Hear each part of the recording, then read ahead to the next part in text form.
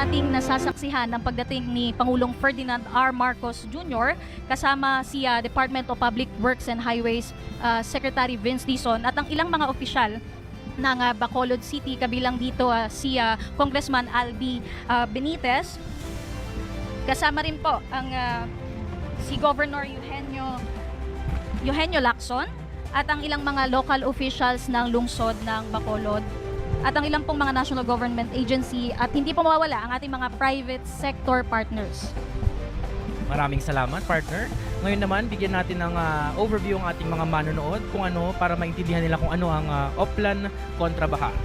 Ang Oplan kontra Baha ay bahagi ng immediate interventions ng DPWH sa direksyon ni Secretary Vince Dizon upang linisin at ibalik sa maayos na kondisyon ang mga pangunahing waterways ng Bacolod na sa ngayon ay napuno na ng siltation, basura at obstructive structures. So, ipaintindi lang natin, partner, kung ano yung sinasabi nating immediate interventions, ano?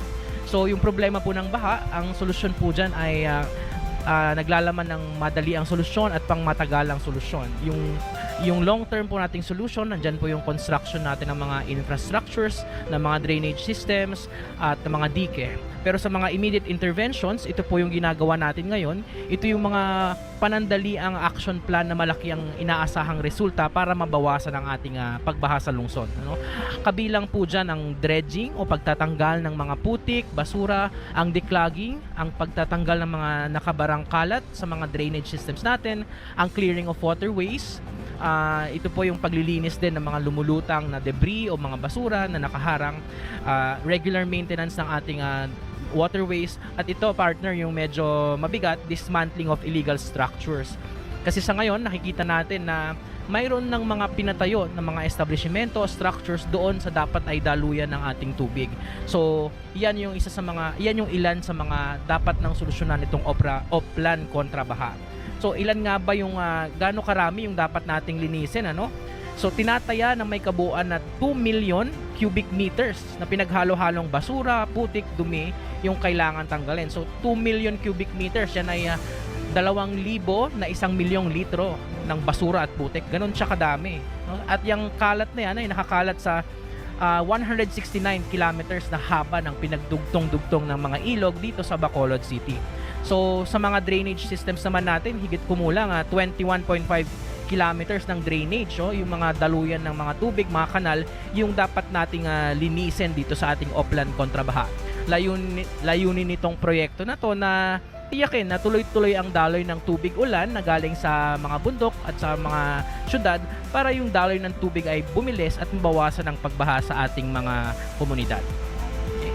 So, ang nasabing operasyon dito sa lungsod ng Bacolod ay binubuo ng mga iba-ibang sektor, kabilang na ang pamahalaan. No, gusto nating ipaalam sa ating mga mamamayan yung tinatawag nating whole nation approach, kung saan sinasabi natin na ang solusyon sa mga problema ng lipunan ay hindi lamang sosolusyonan ng pamahalaan, kundi sa tulong-tulong or sa pagtutulungan ng pamahalaan, iba-ibang sektor ng pamahalaan, ng mga tao sa komunidad, at gayon din ang ating partners na private sectors. No? Bahagi ito ng kanilang corporate social responsibility na tinatawag.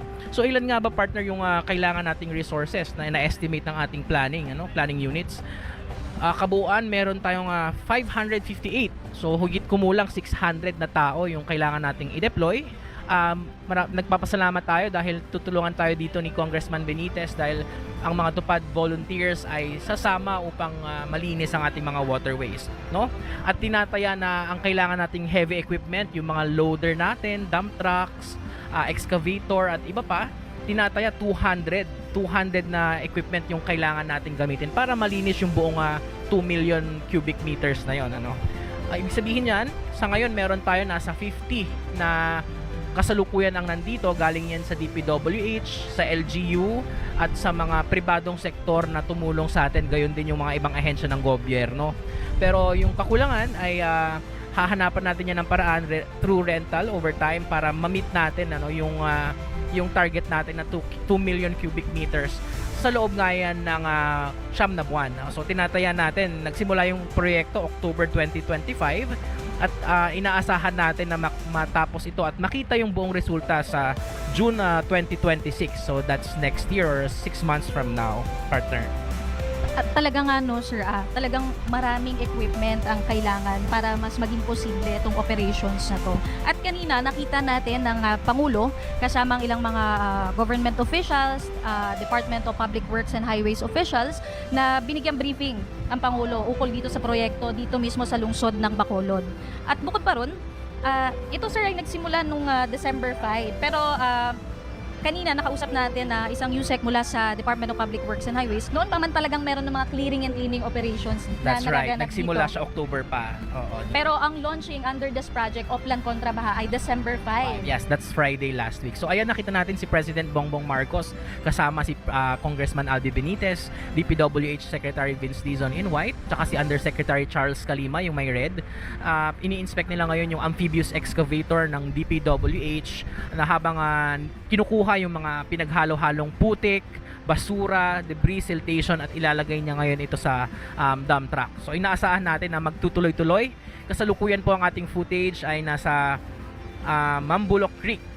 Partner, siguro maganda identify natin ano yung siyam na major waterways sa Bacolod na tinitignan nating linisin, unahin na linisin. Okay, makinig po tayo para baka sakali yung malapit sa lugar natin. Ang una dyan yung Banago Creek sa Barangay Banago at Bata dito po sa Bacolod. Yan. Tinatayang 7,600 cubic meters ang tatanggalin dyan.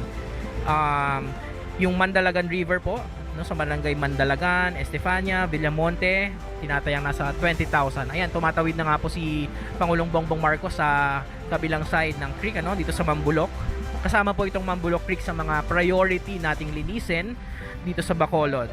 Meron din po yung Maupay Creek, Lupit River, Magsungay River, Tangub Creek, Pahanokoy Creek at Sumag River sa iba pang mga barangay dito sa Bacolod. So, kung kayo po ay nakatira malapit sa mga barangay po na ito, ay asahan po ninyo, no, na magkakaroon tayo ng mga malawakang operasyon sa paglilinis ng mga waterways na to para malinis ang mga waterways at babawasan ng ating baha. Kaya inaasahan din natin ang suporta at pakikiisa ng ating mga kababayan na nakatira sa mga na malapit sa mga lugar na ito.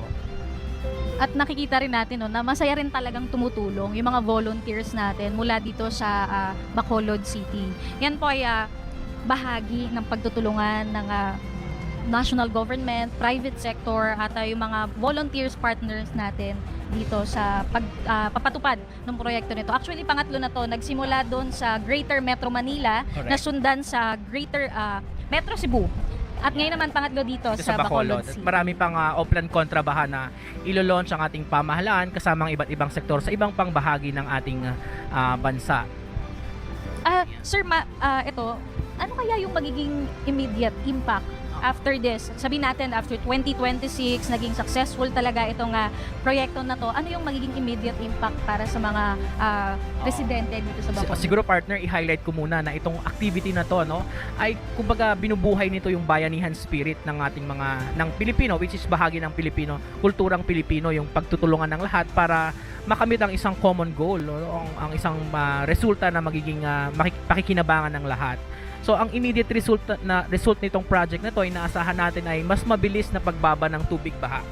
Siguro para rin ma-manage natin ang expectation ng ating mga kababayan na hindi ibig sabihin na may paglilinis ay wala ng baha, no?